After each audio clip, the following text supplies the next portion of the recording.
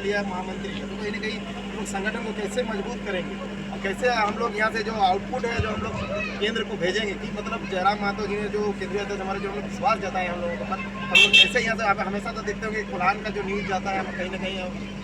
राजनीति के लिए गरमा जाता है, कोल्हान का कुछ भी न्यूज़ होता है तो फीडबैक ऐसे दिए हैं तो बहुत, तो इस हम लोग कोशिश निरंतर प्रयास कर रहे हैं कि और भी अच्छा हो। इसलिए हम लोग का अभी आज हम लोग एक सम्मान रैली इन्होंने रखा था इंचार्ज के, जो तमाम कोल्हान के सभी लोग पहुँचे थे, तो वही चीज़ आज हम लोग सब पहुँचे हैं। बाकी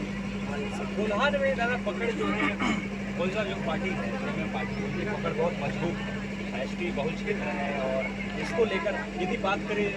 इस मुल्क की तो बीजेपी के बीच उसमें पकड़ बहुत मजबूत है। इसको लेकर आगे आप लोगों को जब आप लोग को पदभार मिल गया है, आप लोग को जो जिम्मेवारी मिली है, तो आगे की रणनीति क्या है? देखिए, सबसे पहले तो आपके चैनल के साथ जितने भी दर्शक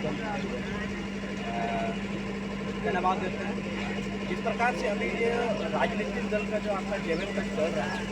विशेष रूप से पश्चिमी प्रोविंस और आपको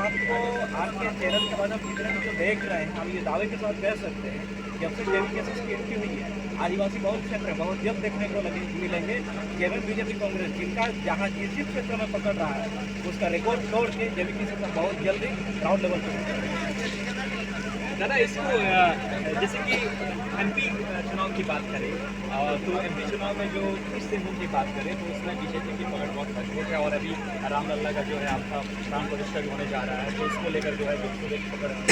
और जो है वोट बैंक को खींचने की कोशिश की जाएगी। आपको इसको कैसे कन्वर्ट करेंगे? आप लोग को इसी पे ही जो है आदिवासी जो सीट है उस पर फोकस रहेगा और पलामू में जिस तरह ओबीसी की पकड़ है, बीजेपी की पकड़ है, उसको भी आपको जो है वोट बैंक को अपनी तरफ आकर्षित करने की जो कोशिश रहेगी आप लोग को, तो इसको लेकर क्या कुछ सोचे हैं? हेलो हम लोग का देखिए, जो भी हमारे सबसे पहले तो आपका चैनल को धन्यवाद और हमें जो पदभार मिला है टाइगर जयराम महतो के नेतृत्व में, उनके लिए उनको भी आभार व्यक्त करते हैं। और जो आप बोले कि एमपी चुनाव का बात है, तो एमपी में देखिए हम लोग का जो जेवीकेएसएस है ये कोई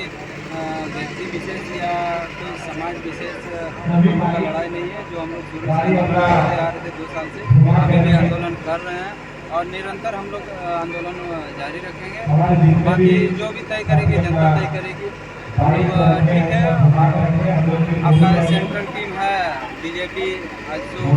और कांग्रेस, जेएमएम, सब ने आज तक जो भी आंदोलन किया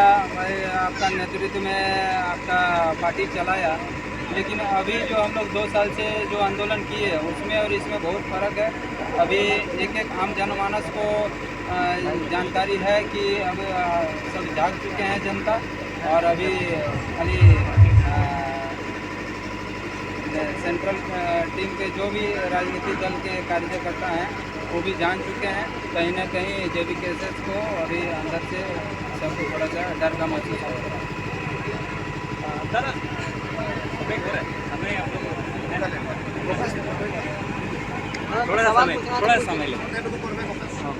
थोड़ा समय लेंगे। जैसे कि लगातार विपक्ष द्वारा ये आरोप था कि जो है जयराम जो है कुर्मी पॉलिटिक्स का एक चमकता हुआ सितारा और कुछ नहीं है, लेकिन केंद्र समिति में जिस तरह जो है सभी जाति वर्ग को जो सभी धर्मों को जो है लोगों को यहाँ पर रखा गया है और खास तौर पर जो आपका अल्पसंख्यक है, जो मुस्लिम है, उस वोट बैंक को जो है पकड़ने की कोशिश की जा रही है केंद्र तरफ से। आप लोगों को इस क्षेत्र में क्या कुछ अब तक आप लोगों को मिला है कि किस तरह के क्या रणनीति की तरह से जो काम करेगी जो अल्पसंख्यक जो कोल्हान क्षेत्र है उसको जो है आप लोग की तरफ जेपी की तरफ जो है टर्न आउट कर पाए? देखिए, जब कोई मूवमेंट आता है तो कुछ ना कुछ लंबे समय के बाद वो आता है मूवमेंट। तो आज हमको लगता है कि 23 साल के बाद 23 साल क्या 40 साल के बाद ऐसा शहीद निर्मल महतो के बाद एक ऐसा उलगलान शुरू हुआ है जहाँ से झारखंड की राजनीति में एक नया उबाल आया है और झारखंड की राजनीति में एक नया रेक्टिफिकेशन देखने को मिल रहा है, जहाँ पे you will see 2 type of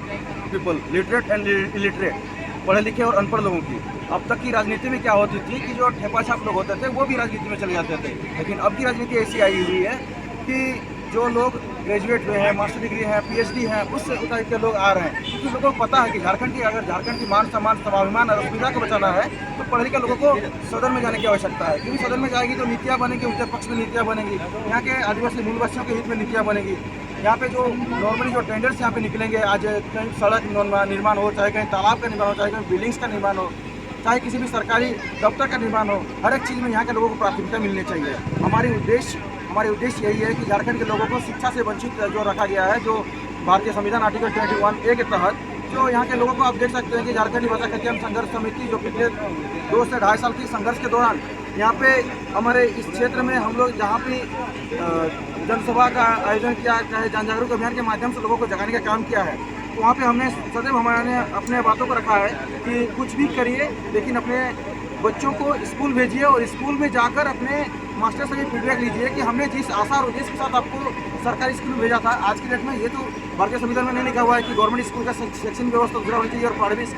private school की शैक्षणिक व्यवस्था अलग होनी चाहिए। लेकिन आप देख सकते हैं कि गवर्नमेंट स्कूल और प्राइवेट स्कूल